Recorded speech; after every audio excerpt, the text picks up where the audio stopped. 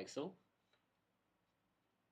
Let us just wait for more friends to join us before we start the lesson proper.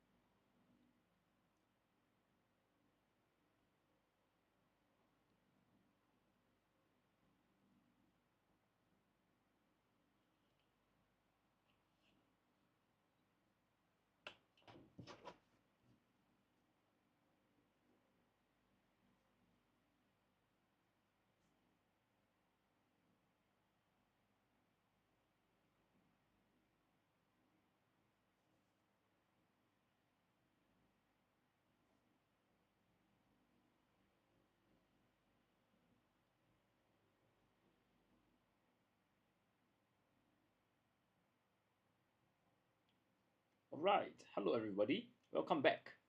I'm teacher Nathan from Rosyth at Work.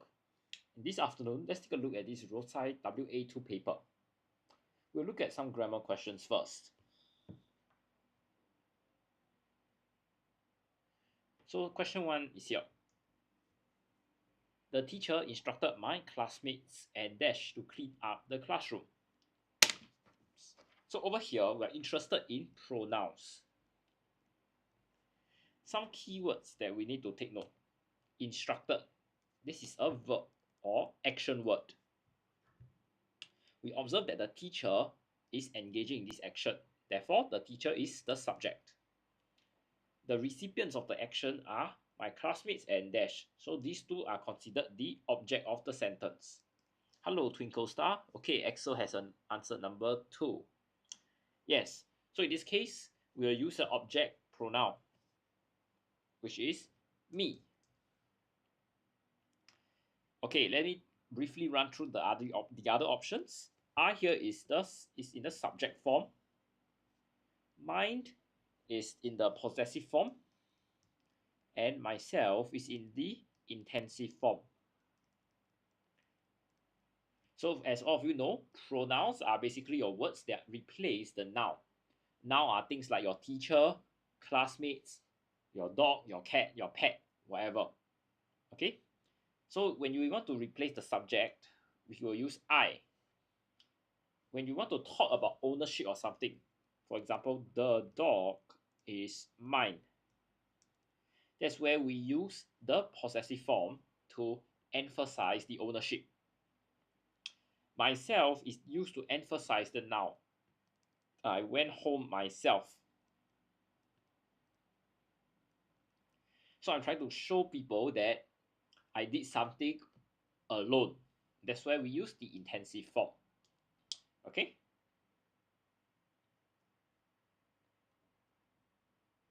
Alright, moving on. Let's take a look at number 2. The stores in this area dash by 10 o'clock each night. So choose what you want to buy now. Over here, we're interested in tenses. The first thing we observe is stores, which is plural. Next, what you want to buy now. So this is present tense. So as what Twinkle Star and Axel have pointed out, the answer would be very straightforward. Number 1. Hello, not Shirley. Yep, Axel, the answer is number 1. Now looking at the other options, closest is present tense, singular form. Closed, past tense, and closing in the continuous tense. When we use the continuous tense, is to show an action that is ongoing. So sometimes it will be paired up with words like is closing. So we are looking at an action that is ongoing as we speak. Moving on, let's take a look at question 3. The trouble dash the old bicycle. is that the brakes are very stiff. So we're interested in a preposition here. These are your words to show relationship between the objects in the sentence. Now looking at the question here, the trouble. So we're looking at some problem and how this problem is related to the old bicycle and some parts of the old bicycle. So looking at the options, in here shows a position. I am in the house. Off here shows the relationship between two things. He is the mother of John. Right? Now looking at option 3 here, with, which shows how you are accompanying something. Okay, or we'll just say accompanied by something.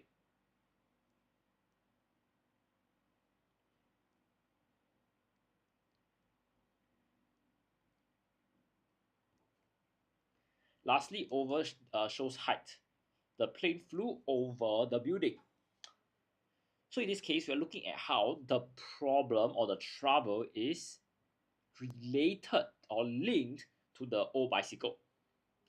So to show this link, we'll use option number 3, the trouble with the old bicycle. Yep, very good, Exo. The answer is correct. All right, moving on. Let's take a look at question 4. I have only dashed this song once before. I am not confident to perform it on stage, said Vani timidly. So over here, we're interested in tenses. First thing we observe, said, which is in the past tense. And okay, all the best to you, Sean7549.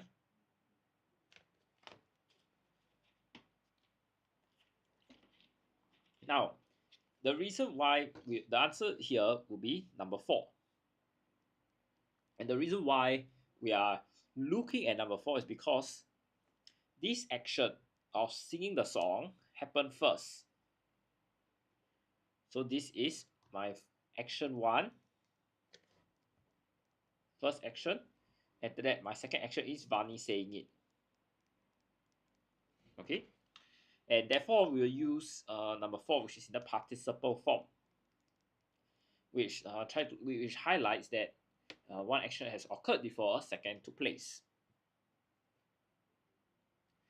Now you can see the options here are quite similar to the one above. Sing and sings are present tense, just that sings with the s is in the singular form, while sang is in the past tense. All right, so I don't think there's any noteworthy thing for this question. Okay, very good, Twinkle Star. The answer is number 4. All right, let's take a look at question 5 now. As it was raining heavily, the floor was wet. The students were reminded not to run about. So over here, we're interested in conjunctions. These refer to your linking words to connect different pieces of information in the same sentence. We observe that there are two ideas. Raining heavily, so probably there's a lot of water, and also the floor was wet, so probably it's very slippery. So you can see these two are very similar. We are referring to the characteristics of the floor. Therefore, we will use the word and to join them together. Very good, Twinkle Star and EXO. So and is used to show extra but similar info. Now looking at the other options, but is used to show contrast. I am tall, but Sally is very short. Because here is used to show reason. I am late because the train broke down. Although it's used to show contrast as well. Okay, I'll just give everyone some time to take in the information for our first 5 questions first, and we'll move on to question 6 shortly. If anybody has questions, do feel free to ask me in the chat. Thank you.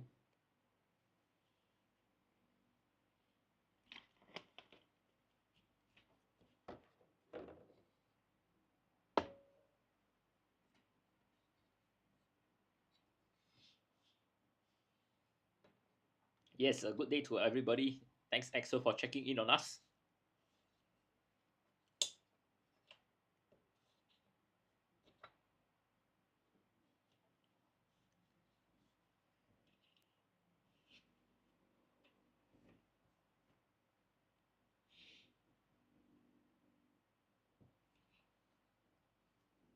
All right, let's go on.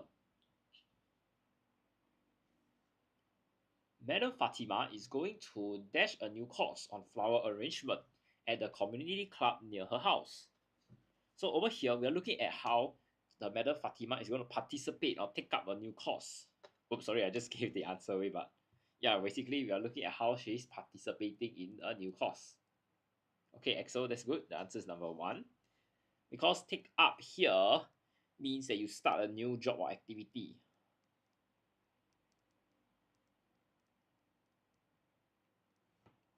Yeah, very good, Twinkle Star. Looking at the other options, you take off means you remove something from somewhere.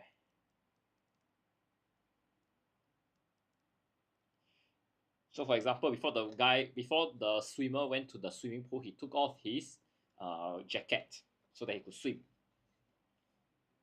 Hello, Pui O'Neill. Yes, good afternoon.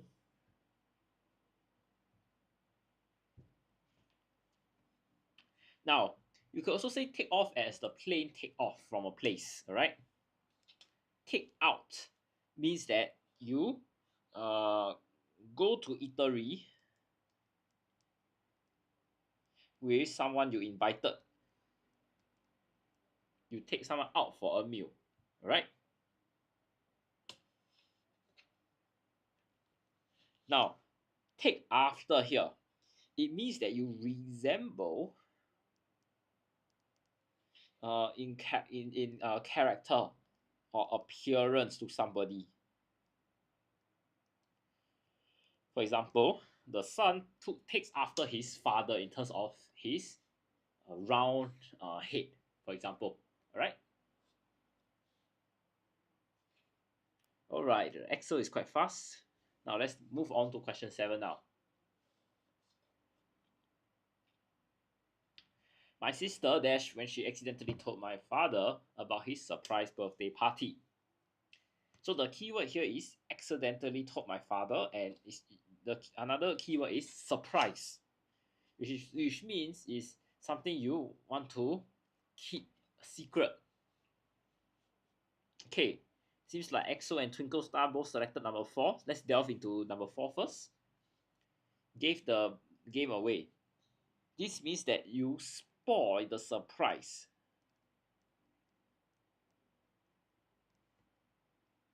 By telling somebody something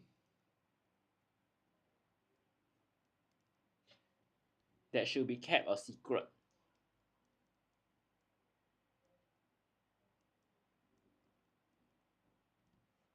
Which is basically what's happening in our question. Now, looking at the other options, these are known as your idioms, by the way. So we're looking at some sayings that have been used over a very long period of time. Got the ball rolling means that you begin an activity or process. So, for example, for our fundraising, Jim got the ball rolling by asking his parents to donate money.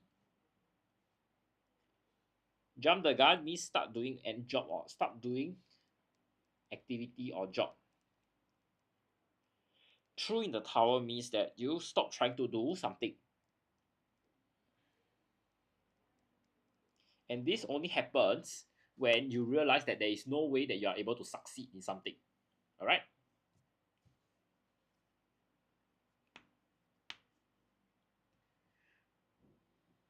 Okay, let's move on. The result of the race was dash, as the school's fastest runner, Jim, was participating in it. Everyone expected him to win. So, uh, so over here is very straightforward. Everyone expected him to win. This is the keyword. Okay, no worries, EXO. Okay, Twinkle Star said number 3. Are there any more answers? Now, looking at our options here, question 1 is flexible. Flexible means that you're able to change easily.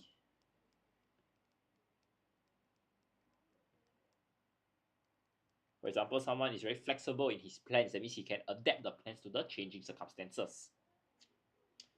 Debatable means something is open to discussion.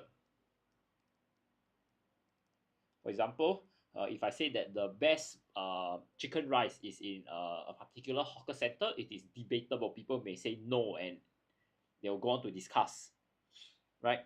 Predictable here, okay, pre-O'Neill also says number 3, means that something is happening in a way that's expected.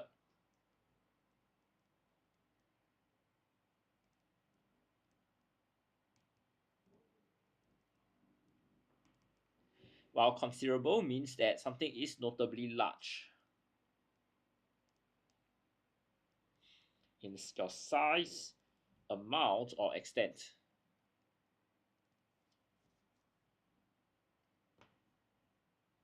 So you can see that there is an expectation here.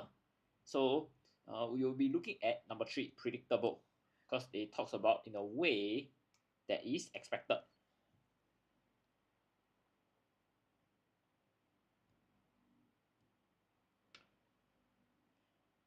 Okay, so good job, our friends Pre-O'Neill and Twinkle Star.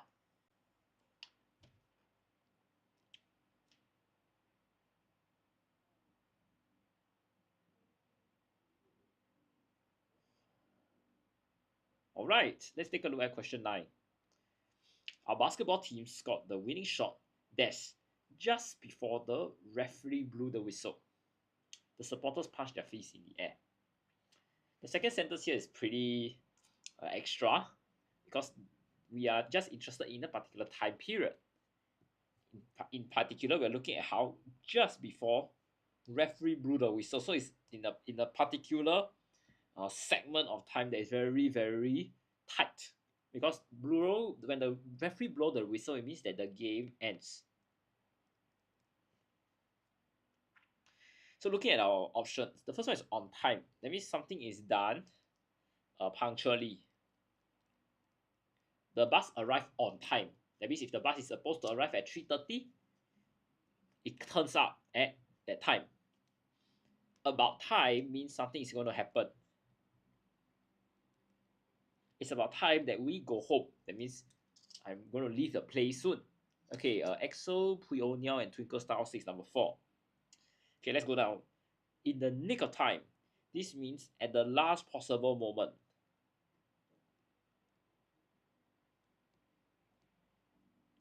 Before their time means before one was born.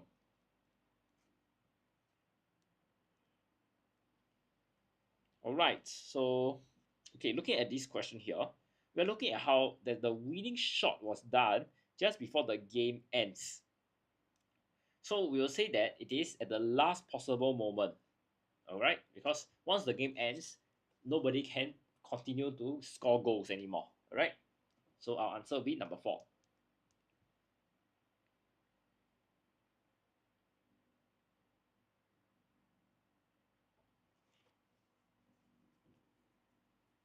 Now moving on, let's take a look at question 10.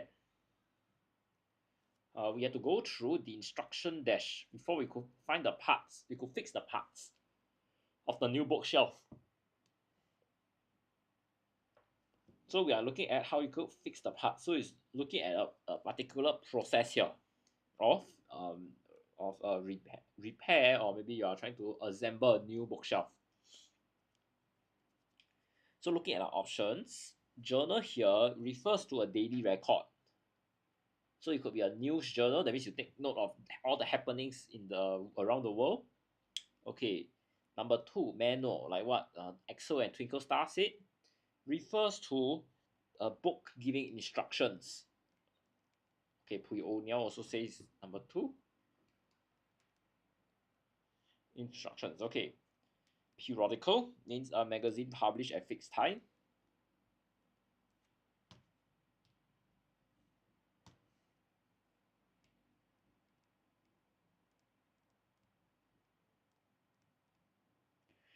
and manuscript, which means a book written by hand. All right, that's what our friends have correctly pointed out. We're looking at number 2 because we need that instructions on how to fix something. So good job, everyone. I'll just give everyone some time to take in the information here before we move on to our next segment.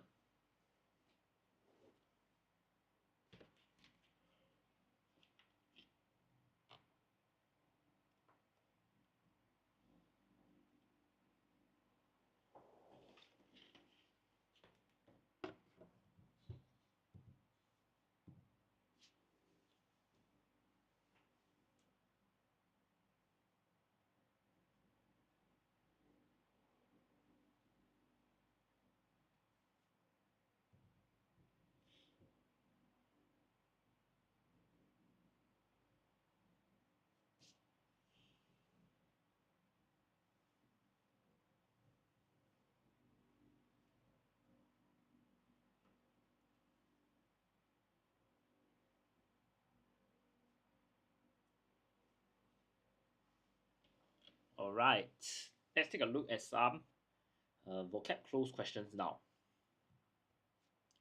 So what will happen will be as follows. I'll read through the text with you and we will understand the words that are underlined. Once we are done, we will take a look at the options and choose the correct answer together. Now the text reads, my heart was beating fast. I was on tenterhooks even before I got ready for the 400-meter race. So tenterhooks here means something. That means it shows that you are worried or nervous or something that is going to happen.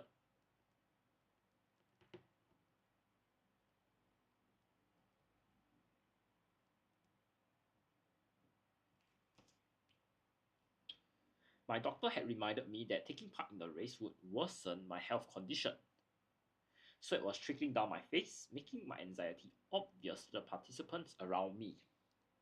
Obvious here means something is very clear, or you could say it's easily perceived. That means everyone can see.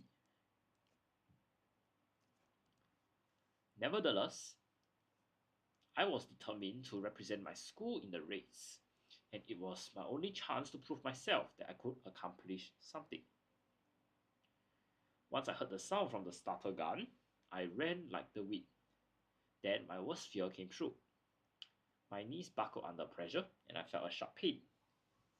My legs gave way and I fell helplessly to the ground. Fell helplessly here. Let's observe the two. Let's break apart the words.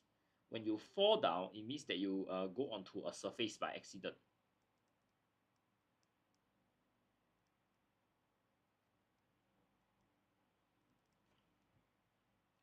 Helplessly here means that you don't have the ability to act or help oneself.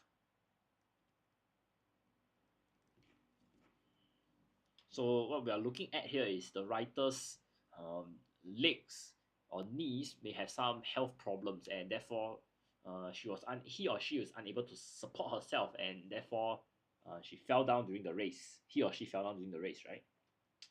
Everything around me became dark.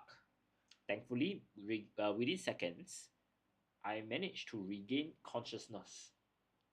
So over here, when we talk about regaining consciousness, regain means that you obtain or use something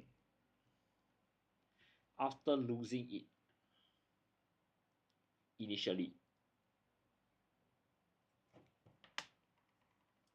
So we're looking at how the writer was unaware of the surroundings because we are referring to consciousness. So initially she lost consciousness, she fainted, but after that then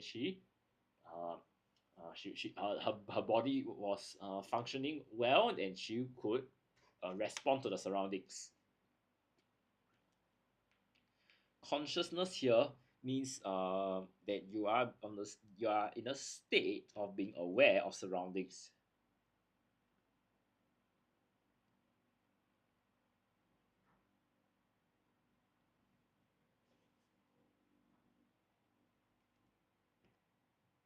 Lastly, however, I was unfazed and picked myself up. Slowly, I leaned my way to the finish line. The crowd gave a thunderous applause, and I was proud of my perseverance. Unfazed here means that you are not surprised or worried by something. So you are very courageous. You face the situation with a good fighting spirit. Okay, so that's our text. Are there any questions with regards to these texts?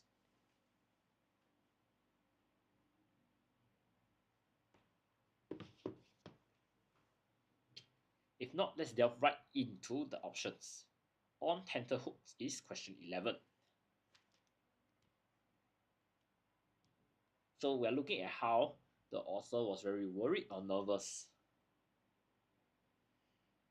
Okay, you can see we already have a straightforward direct synonym here, which is number 2, that you are nervous. Nervous here means that you are easily alarmed or agitated. Yep, very good, Twinkle Star and Pui O Niao. Now, option 1, when you talk about being upset, it means that you are unhappy or you are disappointed or something. When you are confused, it means that you are unable to think clearly.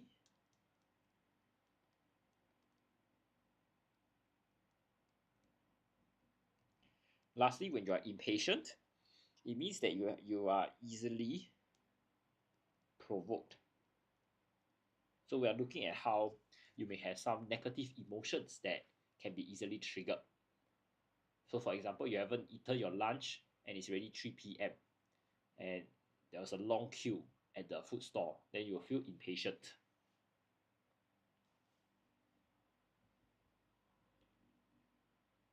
Now looking at the other options, looking at the other question. Question 12 here is obvious, which means something is very clear, something can be seen and understood very easily. So looking at our options, the first one is visible. Visible means something is able to be seen. Familiar means that something is easy to recognize after being, because, let me just write it down first, easily recognize because you are seen or heard before. That's why we say a familiar face. So probably you have met someone before and suddenly the person comes again to a certain event and therefore you will say he's very familiar. Vulnerable means that there is a possibility of attack or harm.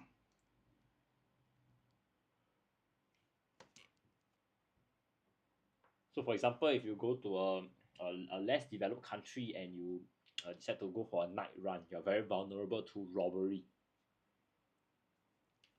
Outstanding means that you're very good, exceptionally good. So in this case, we are looking at the word obvious, which means something is very clear, can be seen very easily. So our option have to do with the sight.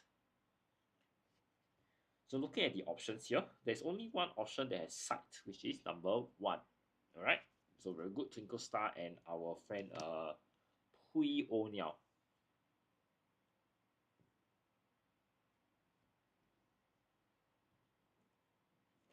Okay. Moving on. Question 13. I fell helplessly on the ground. Fall means that you made some contact with the ground, so likely the person fell forward, so they lost the balance. Helplessly means something is unable to be intervened, or you're unable to act on something. So looking at our options here, the first one is dived, which means you jump head in.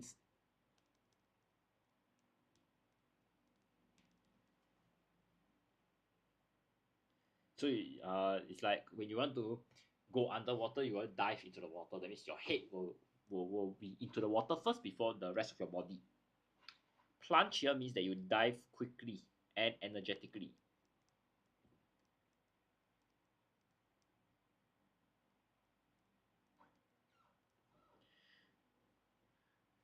Tumble means that you fall quickly without control.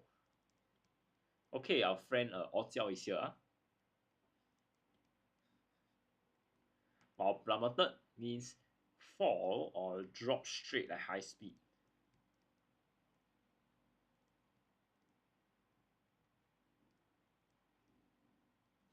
Okay, so for this question here, we are looking at how there is a lack of control or your ability to help yourself. Okay, that's why we use the word helplessly. As such, when we look at these options here, the only option that we will look at is number 3, because of this element of without control. Okay, so that will be our answer. So good job, our three friends. Ojiao, Puyo Niao, and Twinkle Star. Hello, Ojiao. Good to see you again.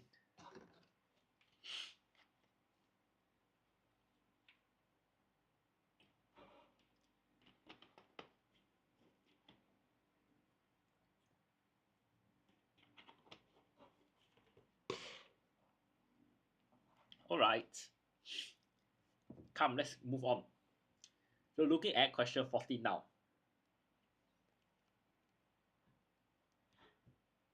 Regain consciousness. Okay, to answer Twinkle Star's question, when is your next life? Uh, we will target to end this current life by 4:15 p.m. Thereafter, we'll have the next one at about 4:45 p.m.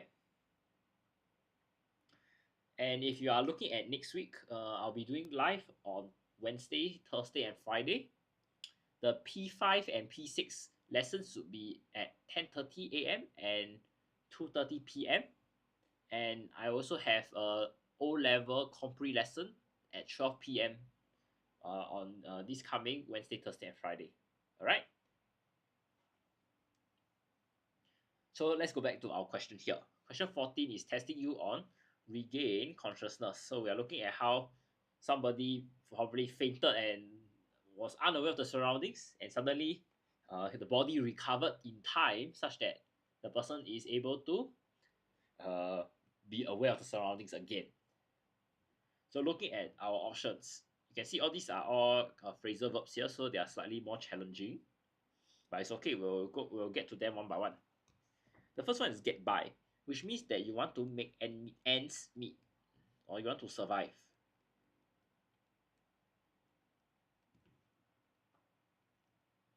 Is it that the life you will have later is for P5 or P6?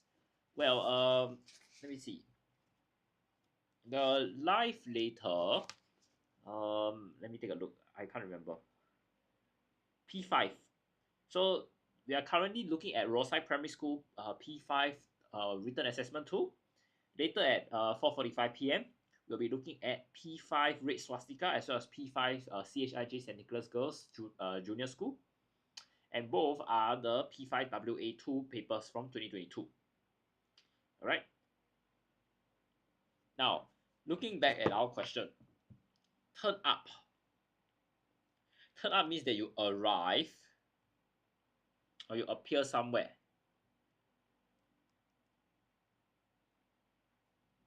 In a way that is not planned.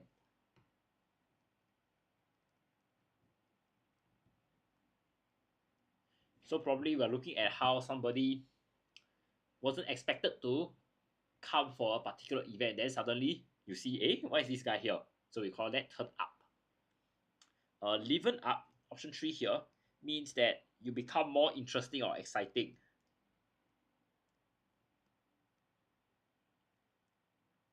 So for example, you can say that technology or maybe your new generative AI has livened up the lessons because they can make videos, you can have more interesting content during probably your school lessons. Come round means that you regain consciousness after accident. So you can see the only option that has this element with related to being gaining that kind of awareness of the situation and surroundings is actually number 4. The rest is just other. It's not even related to it, so we will not even consider all this. Okay. Yep, correct. Puyo Niao, the answer is number 4 here. Yep, twinkle star, very good.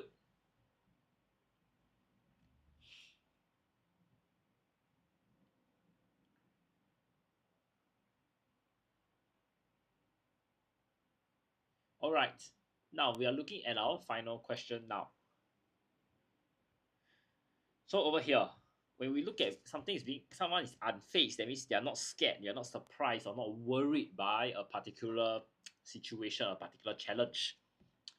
So the options that are given to us are as follows. First one is unclear, which means that something is not easily seen or understood.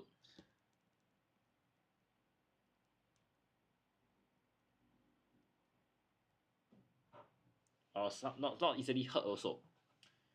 Uncertain means that you are not something is not known. So it's uncertain whether it will rain tomorrow. Unsettled means that something is likely to change suddenly.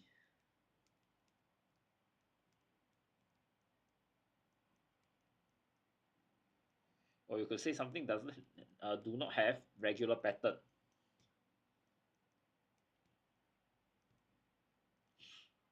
And lastly, undaunted, which means that you are not intimidated or discouraged by a challenge. Intimidated means that you don't feel like threatened, you don't feel very fearful about something. Okay.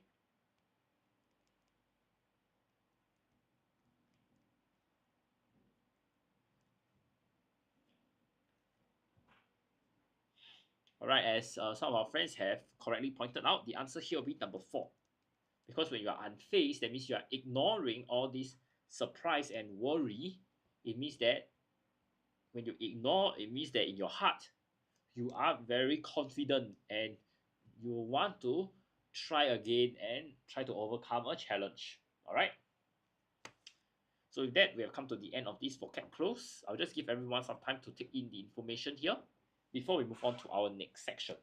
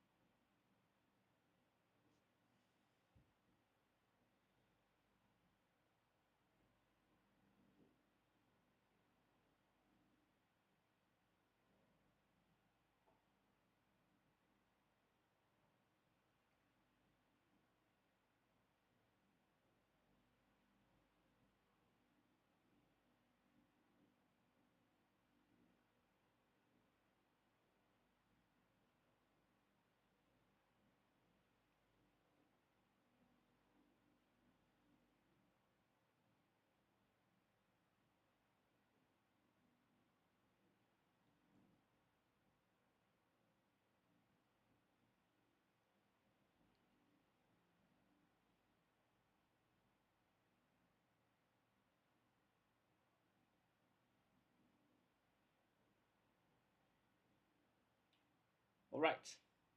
If we have no further questions, let's move on.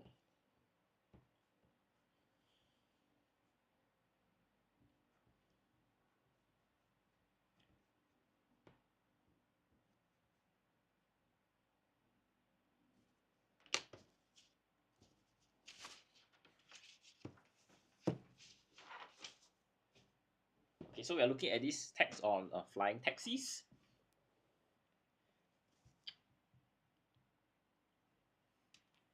With electric cars occupying our roads today,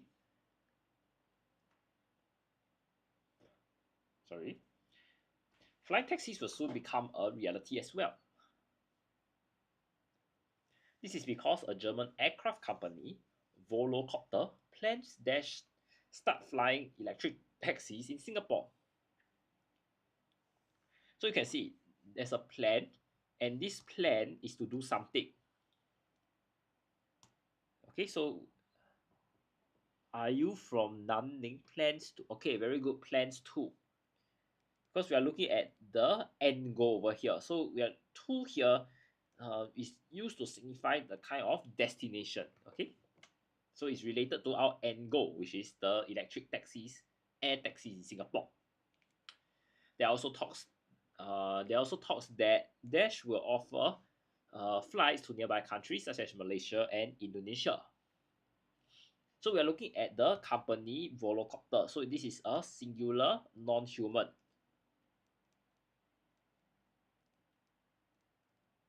Yes, very good. Are you from Nanning and Twinkle Star?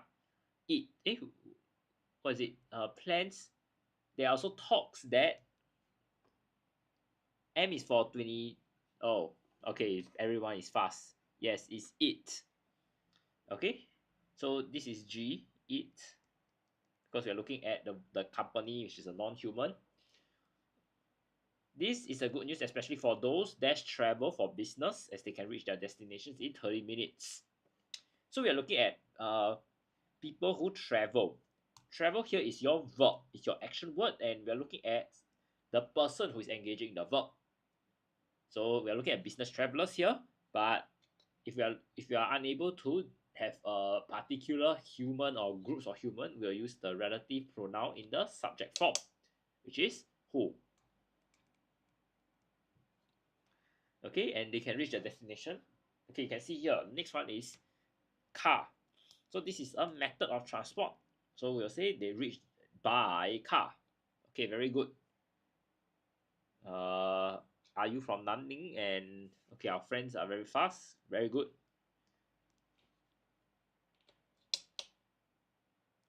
In 2019, a trial took place dash Singapore. So, very good. Our friends have pointed out correctly. When we look at this place, it's very specific, a particular place. As such, we'll say it took place in Singapore. An air electric taxi set off successfully for a 3-minute flight along the shores. Besides being used for travel, air taxis can also be used. Air taxis can also be used during massive traffic congestions and medical evacuations. So we are looking at this plural subject here, and therefore we will say these air taxis, because we are still talking about the same subject. Only when we are looking at other things related to air taxis, then we will use those. Okay. Yes, it's J. So if things need to be pointed at, or we are not looking at the main subject, we use those. If you're looking at the main subject or something that's very close to you, like your homework, your family members, these are my family members. Okay, that's why then you will use this. All right, moving on. Such advanced air mobility is an opportunity for Singapore's growth, dash it will create new businesses and job opportunities. So you can see they are trying to give you a reason why it is an opportunity for growth here. So this is your statement, and my two reasons are at the back. So to link that statement with my reasoning, I'll say since.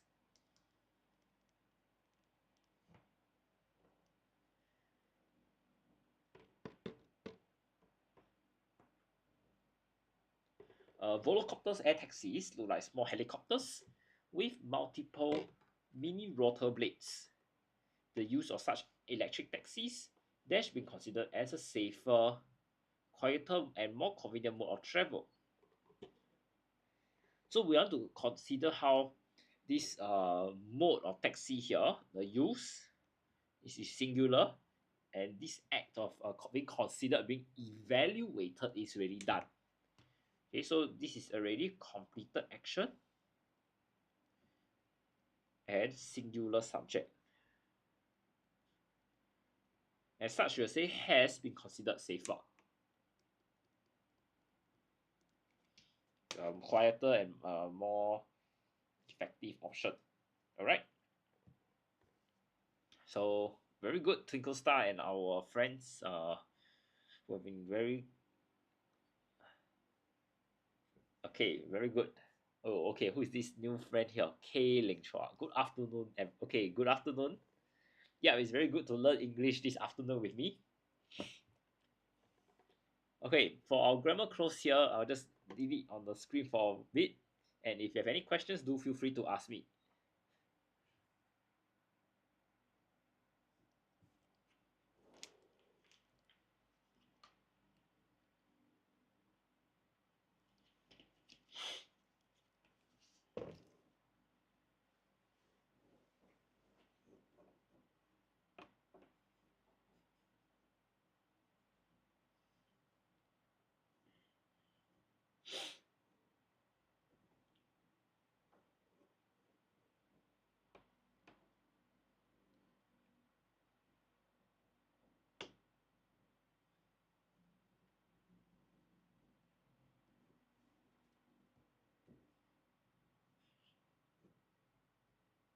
Alright, if there are no further questions, let's look at our editing.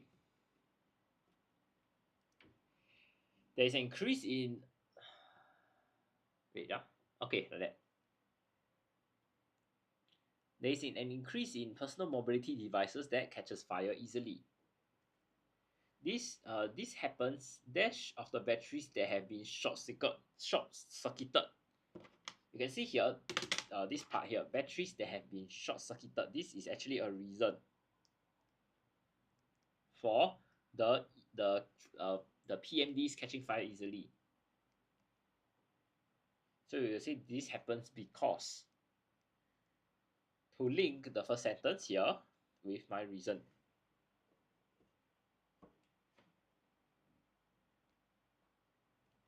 A professor from the National University of Singapore told the Straits Times in an interview. So we're looking at the noun here. This is a past tense verb. That using batteries from an unreliable source and dash PMDs can cause such fires. So you can see the first verb here is using, is with an ing form. Therefore here, our second verb needs to be of the same form. We need to be consistent. So it will be overcharging.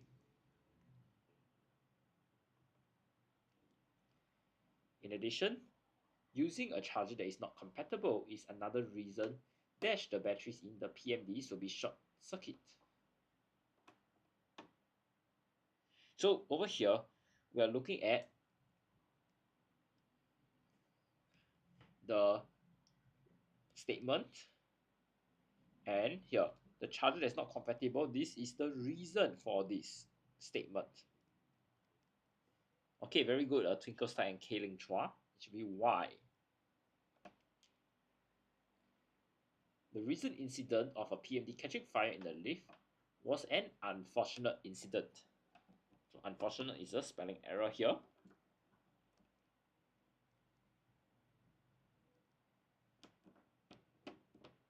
It is rare for a PMD battery to catch fire when it is not in use, commented another expert. To eliminate such accidents, spelling error again, eliminate, PMDs must meet safety standards imposed by the government. So you can see this is clearly a very funny spelling error. Alright, there we have it. Government. Okay, very good. A certified PMD is fitter with sensor technology. It shuts down the PMD once it detects that the battery has been overheated. So technology is spelled as such. Thus, it's important for PMD device users to make sure they do not leave their PMDs unattended when charging. Alright, before we move on, I'd just like to share some tips and tricks for our editing. So as some of you may know, I usually will talk about 3 different types of questions they can test you on. The first one is your spelling questions. The next is your word form questions. And the last one is your grammar questions. Now let's look at spelling first. So we need to be very clear of some commonly misspelled words and their different forms. So we have the present tense, the past tense, and the noun. So if we look at words like commit versus committed, fulfill versus fulfilled.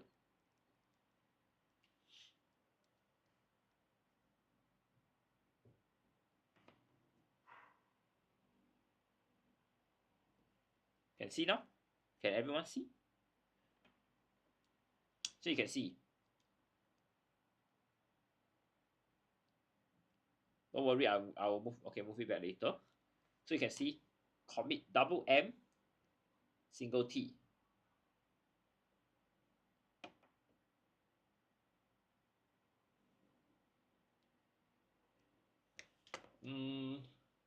There is a big okay. I think for now everyone is give a moment.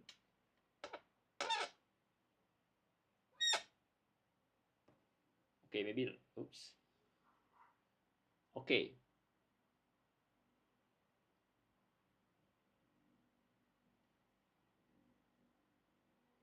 Okay, I think I'll okay, I think now is better. Everybody should be able to see.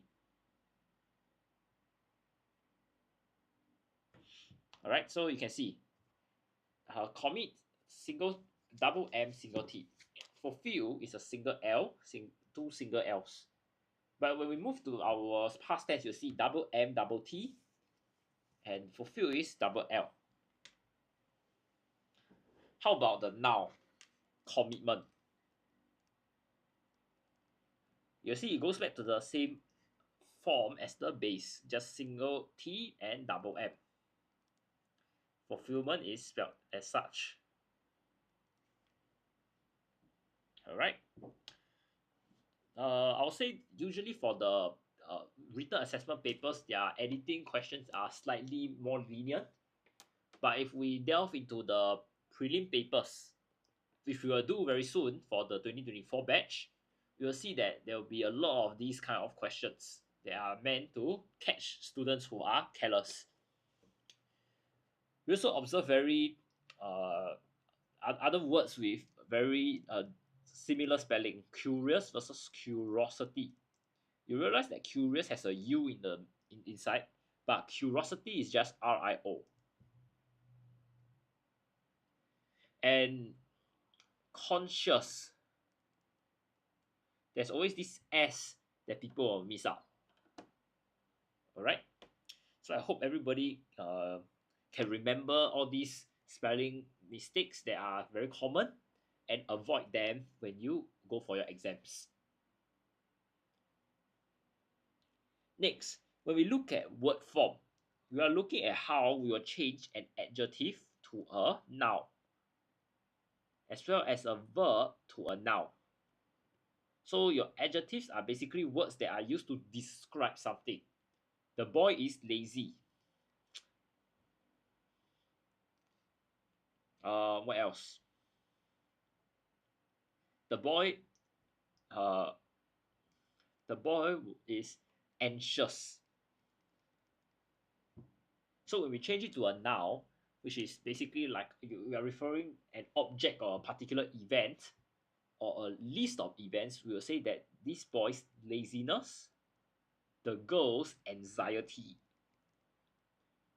Alright, so the rule of thumb is the root word will always be present. So like lazy, laze, L-A-Z, you can see it will remain. It's just that the back of the word will change slightly. Anxious, and you can see most of it is the same.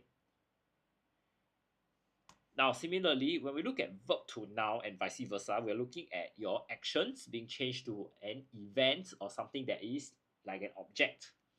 So, for example, okay, let me wait up. Let's okay. So, for example, we are looking at the boy behave very well, or we could say that the girls perform the dance very nicely. So it'll be behavior or performance. Yeah, it's usually all these common words that you need to be aware of. Now you can see that actually there will be certain trends when you do more papers and accrue that kind of experience. Okay, so usually when I encounter some of these words more than once, I will usually encourage my students to have like a notebook where you'll take note of your adjective, noun, and verb of the same word. So we'll have something like this: 4 columns. Your root word, that is your original word. Like for example, lazy. Then we will look at the noun, laziness. The verb, if there's no verb, I'll just put a dash. And your adjective. Okay, something like that. This will ensure that you cover all grounds and at least you have something to fall back on to revise. Okay, so when we how do we revise for English? Well, you need to look at 2 things. The first one is your mistakes, and the second one is actually more of a practice. That's what I define by revision. There's no point in you reading all your papers again. Some of these questions, for example, how to spell certain words like government, technology, if you're already aware of how to spell it, there's no point looking through over and over again. But instead, you should put into uh, your memory all the common mistakes that you have made before. And all these mistakes can be compiled in such a book, such a small little table. It doesn't take a lot of time to prepare. When you do your when let's say I go through all these papers in school, when you have your papers, you can just have a notebook to jot down as and when you encounter similar questions. All right. So I highly encourage you to take note of these 2. The last one on grammar, I'm not really afraid of grammar because we already have your 10 MCQ questions to practice every time.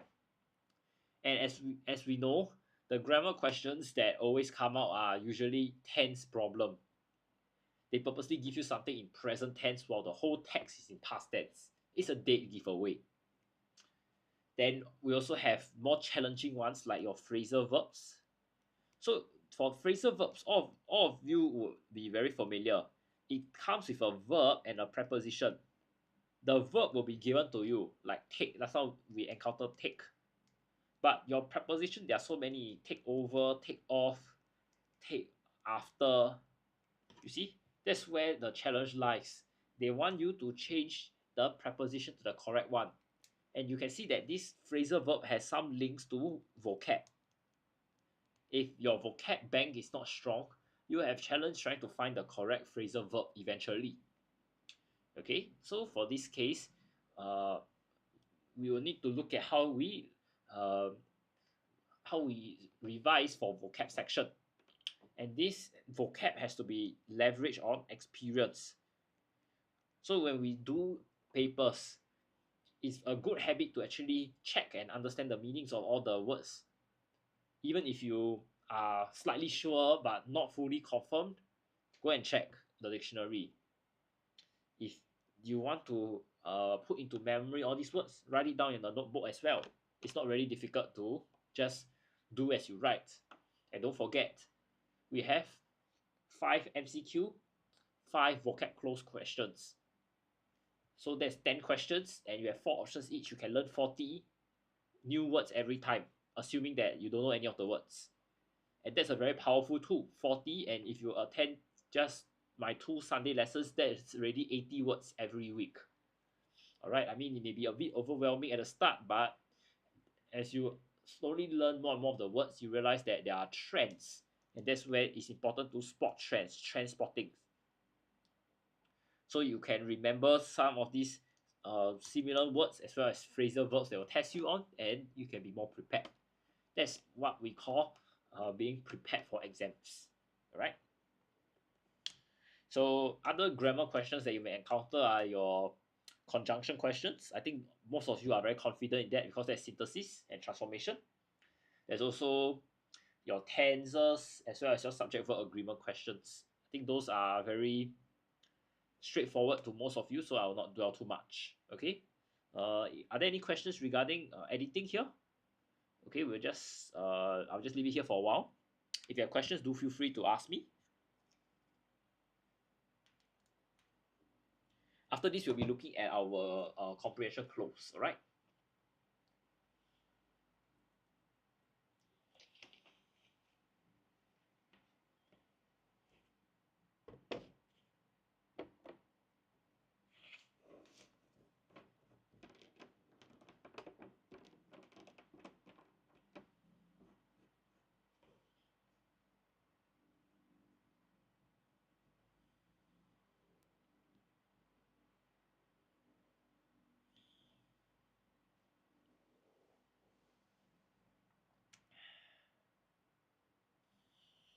Okay.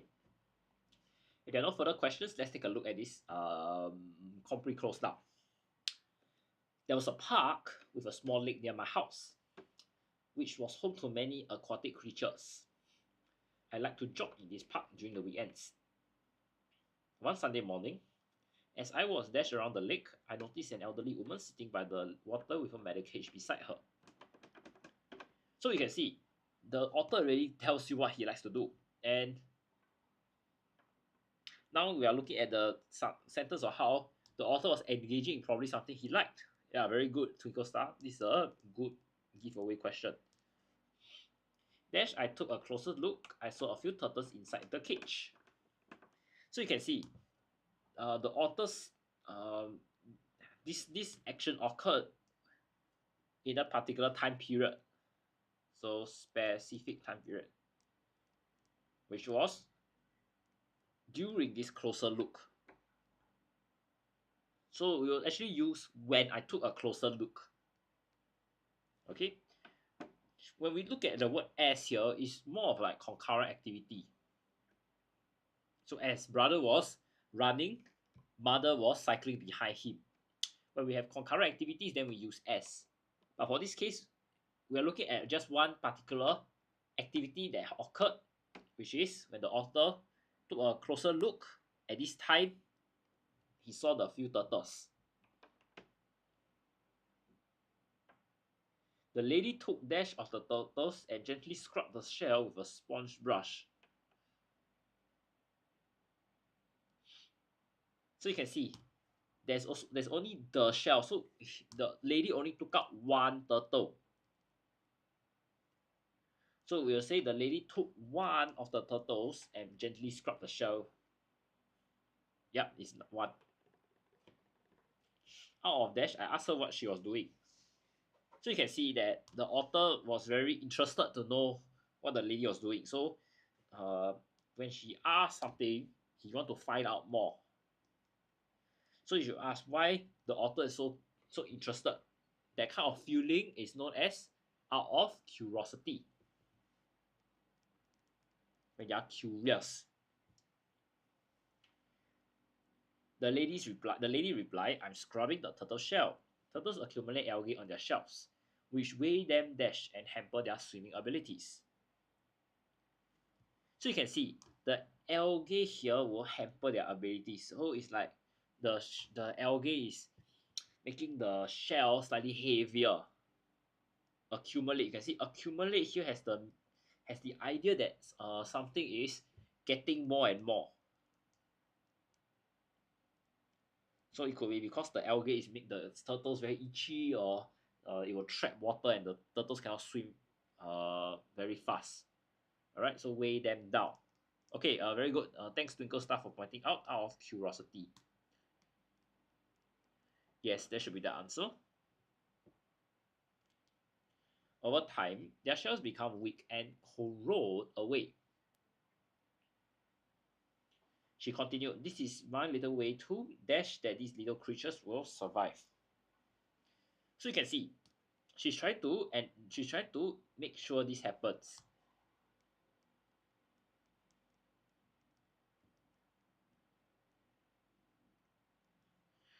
So we'll say that it's a little way of trying to ensure.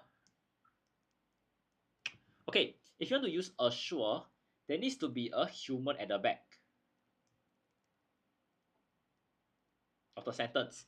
Because assure is this idea that you're affirming somebody of something. So like for example, I assured my mother that I will be home by 10 p.m. tonight. That means I'm telling her, don't worry, something is going to happen. So in this case, it's not really possible because we're looking at little creatures, and apart from the human, there needs to be something that you are assuring people about.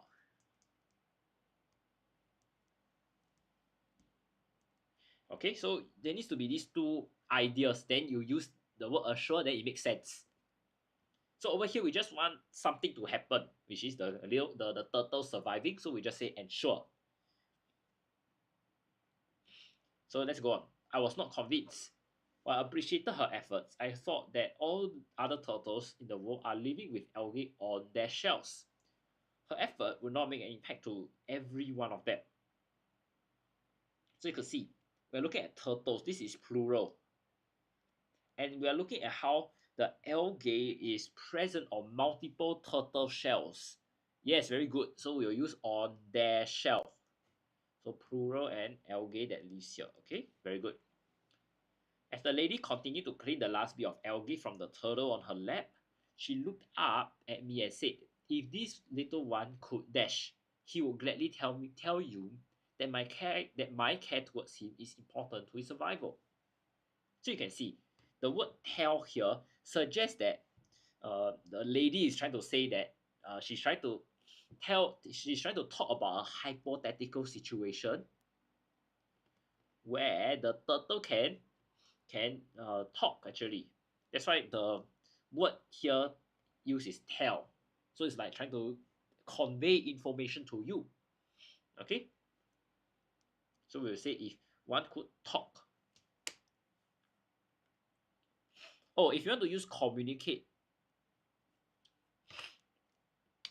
when you want to use communicate, it needs to be you want to communicate with somebody. So it's the same idea as the assure. Uh, the word has a similar meaning to ensure, but there are more criteria as to when to use it. So you want to communicate with somebody. If one could, if yeah, so you need to have more information. Communicate something to so and so. Communicate with father. Yada yada. Okay. So when there is with, then can put communicate. Yes, communicate with you either two. I see it in two ways. You communicate with somebody, or you can say you communicate something to so and so. I communicate my recess time to father. Okay.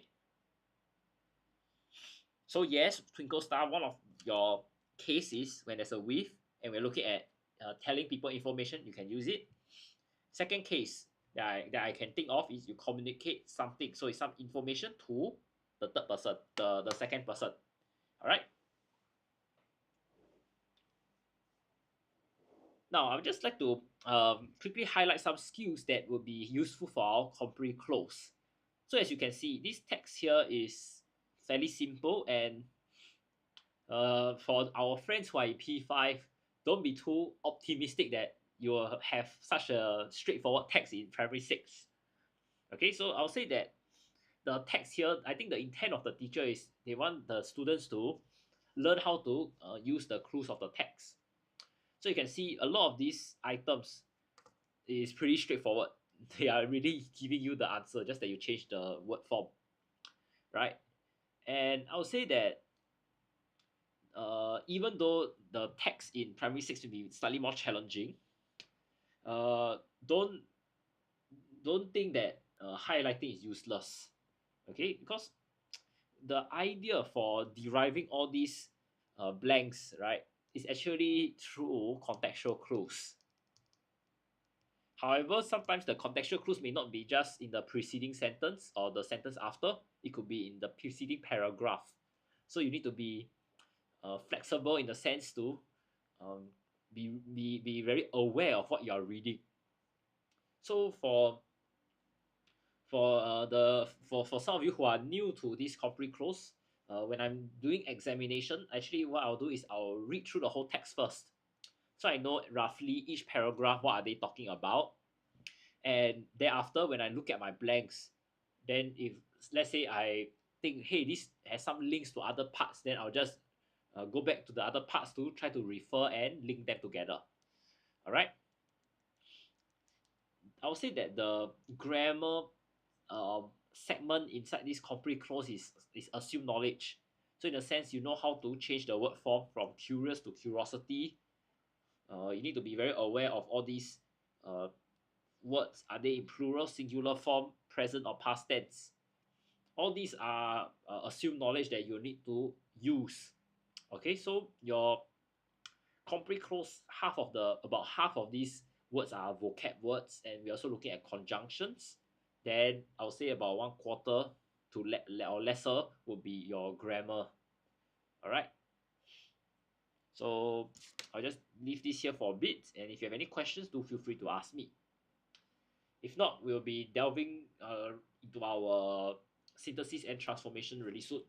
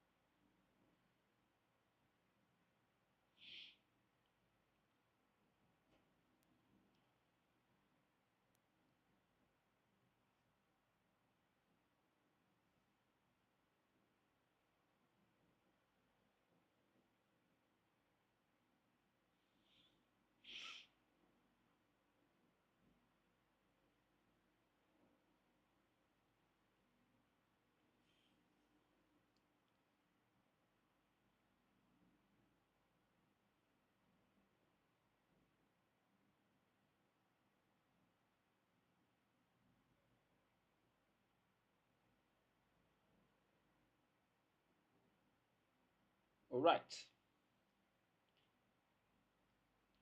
Let's continue with our synthesis and transformation now.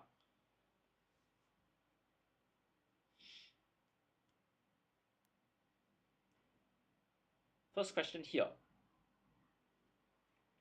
Mike won the singing contest. Mike felt very nervous on the stage. So you can see that there is a contrast here.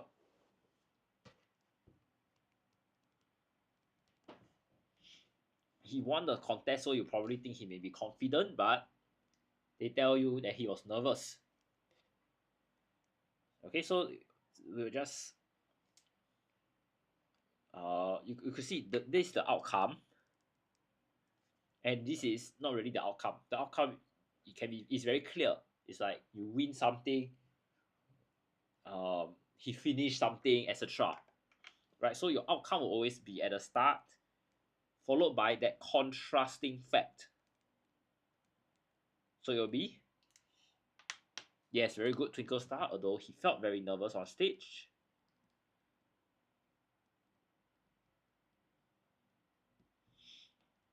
It will be Mike won the singing contest.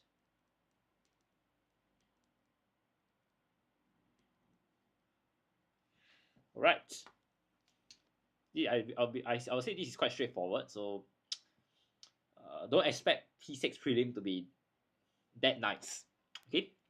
Now let's take a look at question 46. If she does not reduce the volume of her music, her neighbors will complain. So you can see over here, this is an outcome. People will complain, and you can see this is the criteria. So when we talk about criteria, I will always encourage you to talk about something that is tangible. So unless she reduces the volume of her music, her neighbors will complain.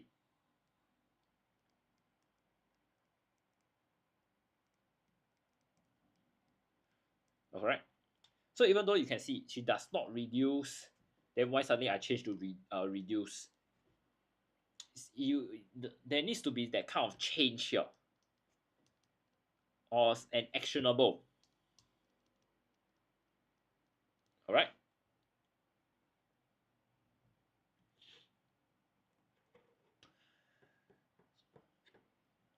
I'll say this question here, question 46, is a very common question. So I encourage you to have a SOP, a standard operating procedure on how you answer it. Because I believe there'll be some people who ask me, how about unless she does not reduce the volume of her music, her neighbors will not complain. Does it work? Well, I'll say yes. But when you encounter different questions with different contexts, will you be able to replicate the same idea under a short time period, or you still need to like think about whether it makes sense or not? Okay, so that's my challenge to you. If you cannot, then the easiest way is you just come up with something similar, a template, and you just use the template. Okay. Now you can see question 47 here. We are looking at an active to passive voice question.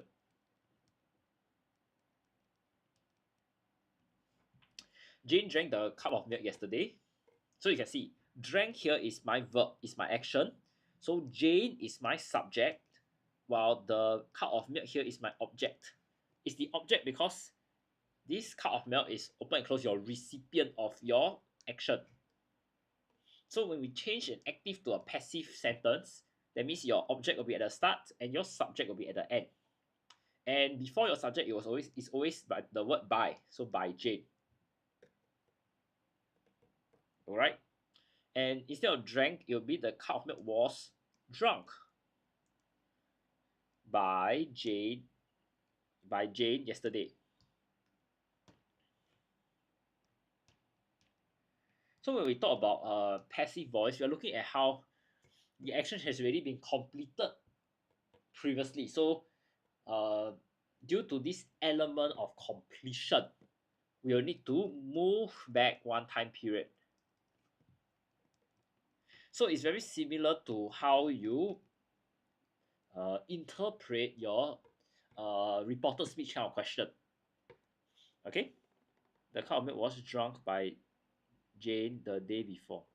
Actually, for this question here, you don't need to change it to the day before or the previous day. You can just say yesterday, because this is not a direct speech to indirect speech question. All right.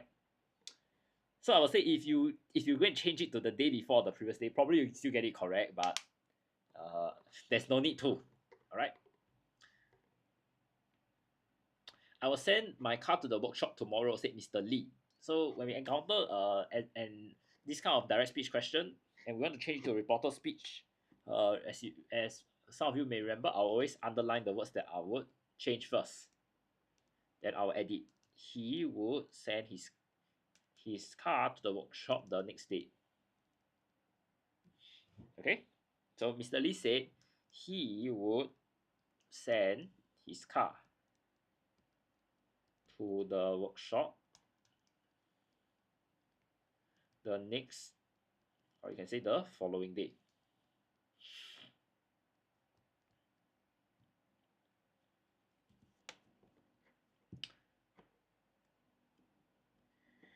Yeah, very good, Twinkle Star. So let me just highlight this timeline concept which I always been using. So some of you may, especially those of you who are new or not really good with this uh, direct speech to reporter speech question, then we always have the difficulty changing your verb here. So what I'll do is I will always identify this verb first, and I'll draw my timeline. My timeline will have three components: past, present, and participle. And I'll put here send. He will send. So will send, would send, had sent, like that. After that, what I'll do is I'll move back one time. I will identify the sentence first and move back one time period. So I will send, said Mr. Lee. So it's over here now. Then I'll move back to past. So will be he would send. Okay. So the idea is you identify the tense first. We are not interested in the word form. Once your tense is established correctly, then you will not need to worry so much about the word form because it will be the correct one. All right.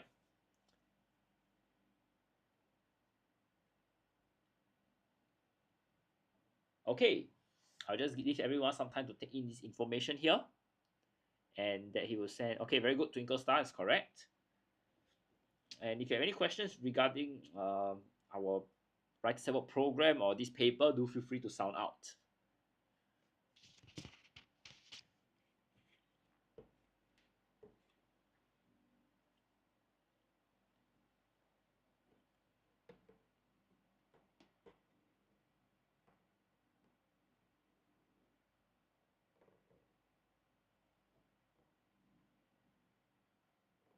If not, thank you so much for joining me this afternoon on our Writers at Work TikTok session. I'm teacher Nathan. And if you would like to learn more about P5 and P6 English with me, do join me this afternoon later at 4:45 p.m. where we'll delve into Red Swastika as well as another school paper. Okay, I can't remember it off my head now. Okay, and if you have time this week, Wednesday to Fridays, do join me at 10:30 a.m. We'll be looking at P5 papers as well. And I'll see you guys around. Bye bye.